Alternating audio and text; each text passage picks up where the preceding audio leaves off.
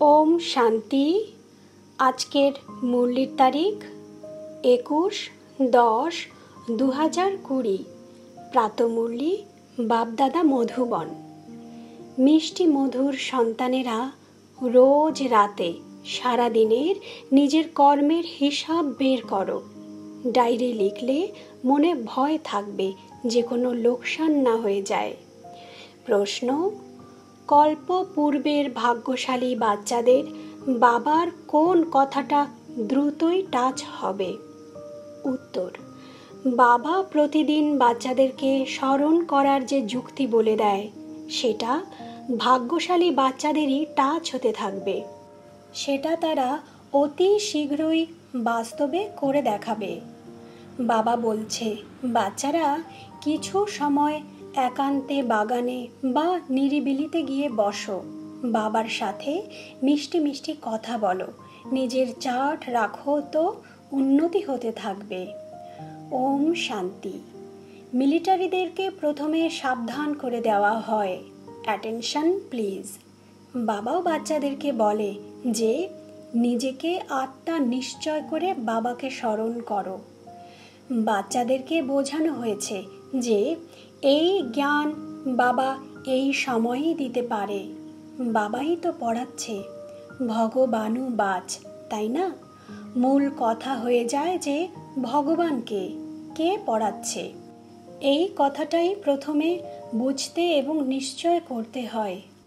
তারপরে তো অতীন্দ্রিয় সুখেও থাকতে হবে, আত্মাকে অনেক খুশিতে থাকতে হবে। আমরা অসীম জগতের বাবাকে প্রাপ্ত করেছি। বাবা একইবার এসে আমাদের সাথে মিলিত হয় এবং অবিনাশী উত্তরাধিকার প্রদান করে। কিসের উত্তরাধিকার?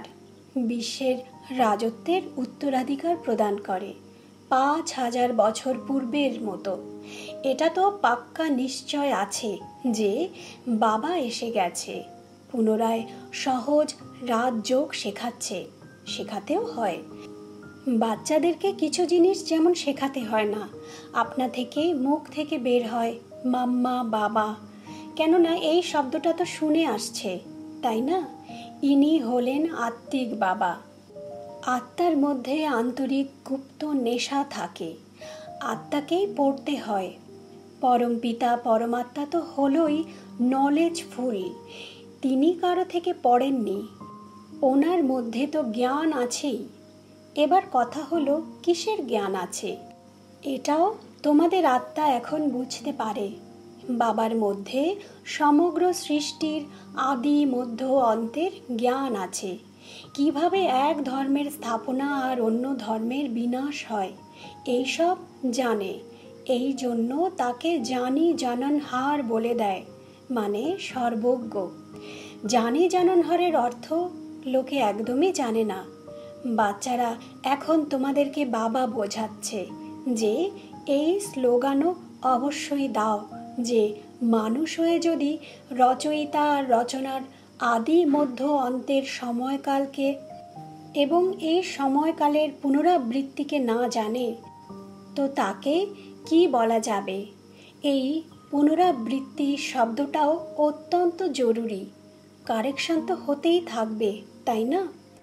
গীতার ভগবানকে তোমাদের এই চিত্রটা খুবই সুন্দর। সমগ্র বিশ্বেই এটাই হলো সব থেকে নম্বর 1 ভুল। পরমপিতা পরমাত্মাকে না জানার কারণে বলে দেয় যে সবাই হলো ভগবানের রূপ। যেরকম ছোট বাচ্চাকে যদি কেউ জিজ্ঞাসা করে যে তুমি কার সন্তান, বলবে যে অমুকের। অমুক কার বাচ্চা? অমুকের।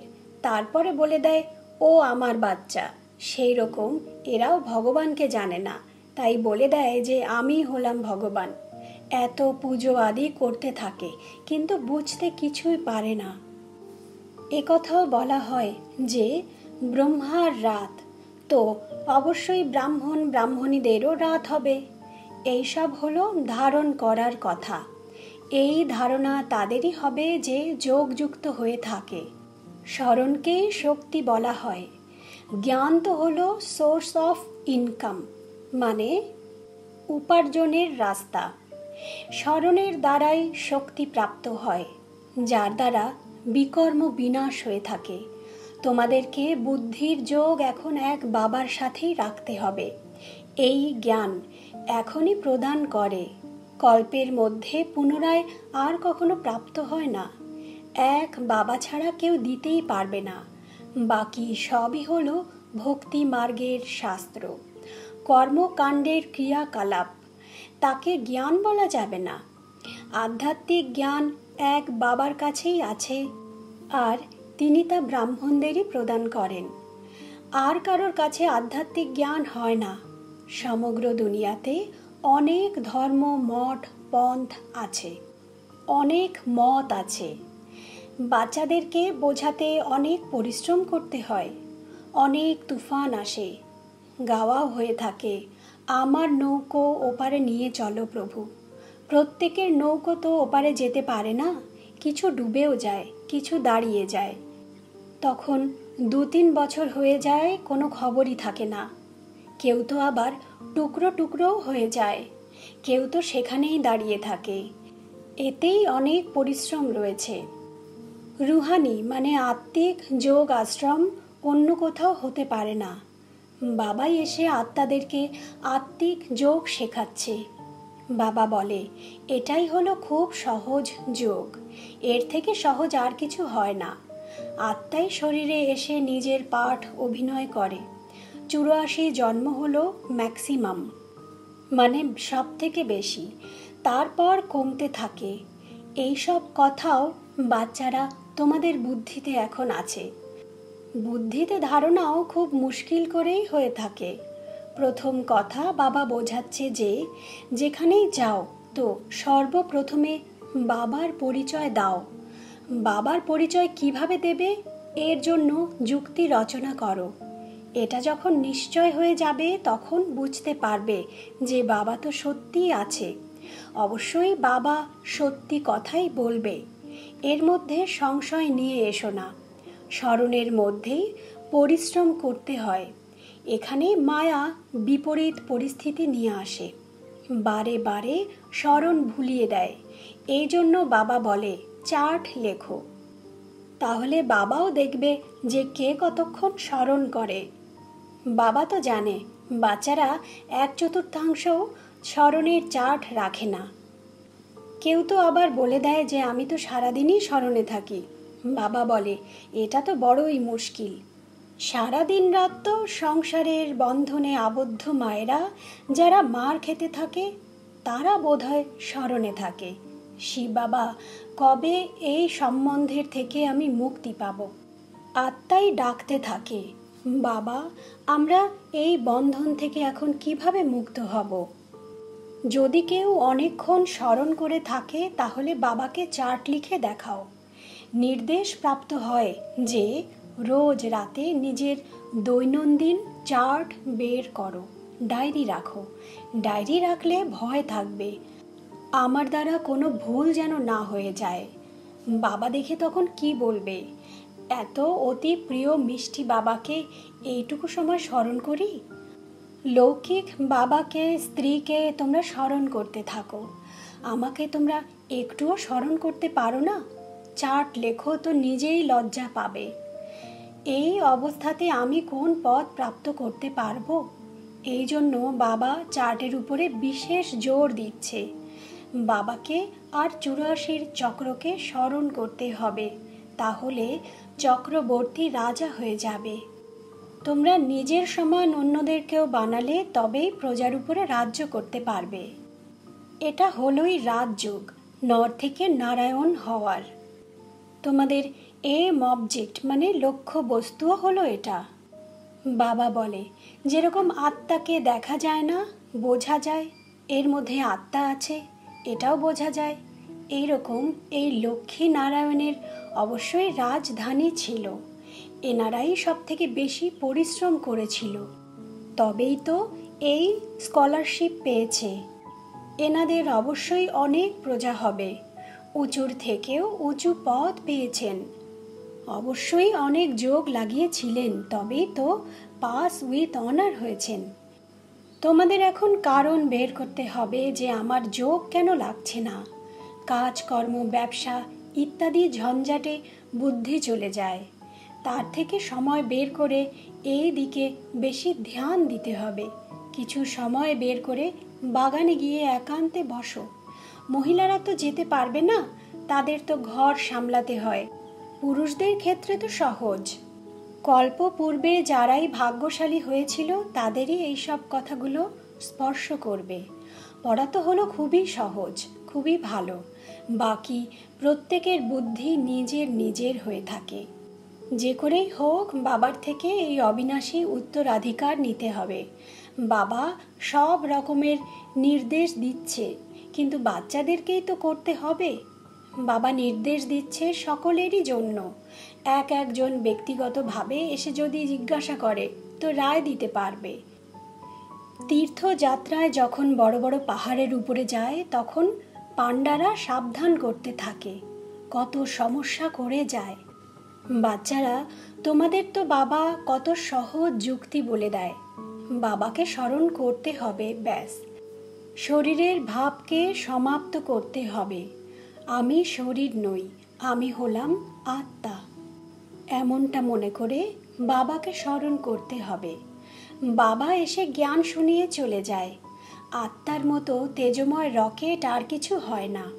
বিজ্ঞানীরা তো চাঁদ ইত্যাদির দিকে যেতে কত সময় ব্যর্থ নষ্ট করতে থাকে। এটাও ড্রামাতে পূর্ব নির্ধারিত রয়েছে। বিজ্ঞানের এই অহংকারও বিনাশের ক্ষেত্রে সহায়তা করে। সেটা তো হলো সায়েন্স, আর তোমাদের হলো সাইলেন্স। নিজেকে আত্মা মনে করে বাবাকে স্মরণ করতে হবে। এটাই হলো ডেড সাইলেন্স। আমি হলাম আত্মা, শরীর থেকে আলাদা। এই শরীর হলো পুরনো জুতো। সাপ কচ্ছপের উদাহরণও তোমাদের জন্য। তোমরাই কীট পতঙ্গের মতো ভূ ভূ করে মানুষদেরকে মানুষ থেকে দেবতা বানাচ্ছ। বিষয় সাগর থেকে ক্ষীর সাগরে নিয়ে যাওয়া হলো তোমাদের কাজ। সন্ন্যাসীদের তো এইসব যজ্ঞ তপস্যা ইত্যাদি কিছু করতেই হয় না। ভক্তি আর জ্ঞান দুটোই হলো গৃহস্থের জন্য। তাদের তো সত্যযুগে আসার কথাই নেই ড্রামা অনুসারে, তো তারা এসব কি জানবে? নিবৃত্তি মার্গের জন্য মানে সন্ন্যাসীদের জন্য এটাও ড্রামাতেই পূর্ব নির্ধারিত রয়েছে। যারা সম্পূর্ণ 84 জন্ম নিয়েছে তারাই ড্রামা অনুসারে আসতে থাকবে। এর মধ্যেও নম্বরের ক্রমানুসারে বের হতে থাকবে। মায়া হলোই অত্যন্ত প্রবল। চোখ হলো সব থেকে বড় ক্রিমিনাল। জ্ঞানের তৃতীয় নেত্র প্রাপ্ত হলে চোখ তখন সিভিল হয়ে যায়। তারপর অর্ধেক কল্প আর কখনো ক্রিমিনাল হয় না। এটা হলো সব থেকে বড় ধোঁকা প্রদানকারী কর্মেন্দ্রিয়। তোমরা যত যত বাবাকে স্মরণ করবে ততই কর্মেন্দ্রিয় শীতল হতে থাকবে। তারপর 21 জন্ম কর্মেন্দ্রিয়গুলোতে চঞ্চলতাই আসবে না। সেখানে কর্মেন্দ্রিয়গুলোতে চঞ্চলতা থাকে না, মানে সত্যযুগে কর্মেন্দ্রিয়গুলোতে কোনো চঞ্চলতা থাকে না। সমস্ত কর্মেন্দ্রিয় শান্ত এবং শতগুণী থাকে। দেহ অভিমানে আসার পরেই সমস্ত শয়তানি চলে আসে। বাবা তোমাদেরকে দেহি অভিমানী মানে আত্মা অভিমানী বানাচ্ছে। অর্ধেক কল্পের জন্য তোমাদের অবিনাশী উত্তরাধিকার প্রাপ্ত হয়ে যায়। যে যত বেশি পরিশ্রম করবে ততই উঁচু পদ প্রাপ্ত করবে। পরিশ্রম করতে হয় আত্মা অভিমানী হওয়ার, তাহলে কর্মেন্দ্রিয়গুলো আর ধোঁকা দেবে না। অন্তিম সময় পর্যন্ত এই যুদ্ধ চলতেই থাকবে। যখন তোমরা কর্মাতীত অবস্থাকে প্রাপ্ত করবে তখন সেই অন্তিম লড়াই শুরু হয়ে যাবে। দিন প্রতিদিন আওয়াজ বৃদ্ধি পেতে থাকবে, মৃত্যুকে ভয় পাবে। এখন বাবা বলছে যে এই জ্ঞান হলো সবার জন্য, শুধুমাত্র বাবার পরিচয় দিতে হবে। আমরা আত্মারা হলাম সবাই ভাই ভাই। সবাই এক বাবাকে স্মরণ করো, গড ফাদার বলে ডাকে। কেউ তো আবার গডকে প্রকৃতি বলেও মানে, কিন্তু গড তো আছেই, তাই না? তাকে স্মরণ করতে থাকে মুক্তি, জীবন মুক্তির জন্য। মোক্ষ তো হয় না, ওয়ার্ল্ডের হিস্ট্রি জিওগ্রাফি রিপিট করতেই হয়। বুদ্ধিও বলে যখন সত্য যুগ ছিল তখন এক ভারতই ছিল। মানুষ তো কিছুই জানে না, এই লক্ষ্মী নারায়ণের রাজত্ব ছিল, তাই না? 1,00,000 বছরের কথা হতেই পারে না। 1,00,000 বছর হলে তো অনেক বেশি সংখ্যা হয়ে যেত। বাবা বলে এখন কলিযুগ সম্পূর্ণ হয়ে সত্যযুগ স্থাপন হচ্ছে। তারা তো মনে করে কলিযুগ এখনো বাচ্চা, এখনো অনেক হাজার বছর বাকি আছে। বাচ্চারা, তোমরা জানো যে এই কল্প হলোই 5,000 বছরের। ভারতেই এই স্বর্গের স্থাপনা হচ্ছে, ভারতই এখন স্বর্গ হচ্ছে। এখন আমরা শ্রীমতে চলে এই রাজ্য স্থাপন করছি। এখন বাবা বলছে যে এক আমাকে স্মরণ করো। সর্বপ্রথমের শব্দই হলো এই দুটো, আমাকে স্মরণ করো। যতক্ষণ পর্যন্ত বাবার প্রতি নিশ্চয় না হবে ততক্ষণ প্রশ্ন করতেই থাকবে। তারপর যদি কোনো কথার উত্তর না পায় তাহলে মনে করে যে এরা তো কিছুই জানে না, আর বলে যে ভগবান আমাদেরকে পড়াচ্ছে। এই জন্য সবার প্রথমে এই একটা কথার উপরেই স্থির হয়ে যাও। প্রথমে বাবার প্রতি নিশ্চয় করাও যে সব আত্মাদের বাবা হলোই এক, বাবাই হলো রচয়িতা। তাই বাবা অবশ্যই সঙ্গম যুগেই আসবে নতুন যুগকে রচনা করতে। বাবা বলে আমি যুগে যুগে না, কল্পের সঙ্গম যুগে আসি। আমি হলামই নতুন সৃষ্টির রচয়িতা, তাই মাঝখানে কি করে আসব? আমি আসি পুরনো আর নতুনের মাঝখানের সময়ে, যাকে পুরুষোত্তম সঙ্গম যুগ বলা হয়। তোমরা পুরুষোত্তম এখানেই তৈরি হও। এই লক্ষ্মী নারায়ণ হলো সব থেকে পুরুষোত্তম। অবজেক্ট কতই সহজ। সবাইকে বলো যে এখন এই স্থাপনার কাজ চলছে। বাবা বলছে পুরুষোত্তম শব্দটা অবশ্যই বলো, কেননা এখানে তোমরা কনিষ্ঠ থেকে পুরুষোত্তম তৈরি হও। এইরকম মুখ্য কথাগুলো ভুলে গেলে চলবে না। আর সাল তারিখও অবশ্যই লিখতে হবে। এখানে তোমাদের প্রথম থেকেই রাজত্ব শুরু হয়ে যায়। অন্যদের রাজত্ব প্রথম থেকে শুরু হয় না, সেটা তো ধর্ম স্থাপক এলে তখন তার পিছনে অনেক ধর্মের বৃদ্ধি হয়। অনুগামীর সংখ্যা কোটি হলে তখন রাজত্ব চলে। তোমাদের তো শুরুর থেকেই সত্যযুগে রাজত্ব হবে। এই সব কথা কারোরই বুদ্ধিতে আসে না। সত্যযুগে এত রাজত্ব কোথা থেকে এলো? কলিযুগের অন্তিমে এত সব ধর্ম আছে, কিন্তু সত্যযুগে এক ধর্ম, এক রাজ্য কিভাবে হলো? কত হীরে জহরতের মহল থাকে। ভারত এইরকম ছিল, যাকে স্বর্গদান বলে। 5,000 বছরের কথা, 1,00,000 বছরের হিসাব কোথা থেকে এলো? মানুষ কত দুর্বুদ্ধি সম্পন্ন হয়ে গেছে। এখন তাদেরকে কে বোঝাবে? তারা তো বুঝতেই পারে না যে আমরা আসরিক রাজ্যে আছি। এনাদের মানে দেবতাদের তো মহিমা হলো সর্বগুণ সম্পন্ন। এনাদের মধ্যে 5 বিকারই নেই, কেননা আত্মা অভিমানী হয়ে আছে। তাই বাবা বলে যে মূল কথাই হলো স্মরণের। 84 জন্ম নিতে নিতে তোমরা অপবিত্র হয়ে গেছো, এখন পুনরায় পবিত্র হতে হবে। এটাই হলো ড্রামার চক্র। আচ্ছা, মিষ্টি মিষ্টি বাচ্চাদের প্রতি মাতা পিতা বাপ দাদার হৃদয়ের অনেক অনেক ভালোবাসা আর সুপ্রভাত। আত্মিক পিতা আত্মারূপী সন্তানদেরকে জানাচ্ছে নমস্কার। আমরাও আত্মিক সন্তানেরা আত্মারূপী মাতা পিতা বাপ দাদাকে জানাই হৃদয়ের অনেক অনেক ভালোবাসা, সুপ্রভাত আর নমস্কার। ধারণার মূল কথা, প্রথমত জ্ঞানের দ্বারা তৃতীয় নেত্রকে ধারণ করে নিজের ধোঁকা প্রদানকারী চোখকে সিভিল বানাতে হবে। স্মরণের দ্বারাই কর্মেন্দ্রিয় শীতল শত গুণী হবে। এই জন্য এই পরিশ্রম করতে হবে।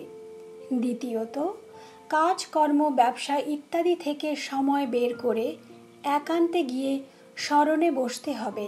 কারণ খুঁজতে হবে যে কেন আমার যোগ লাগছে না।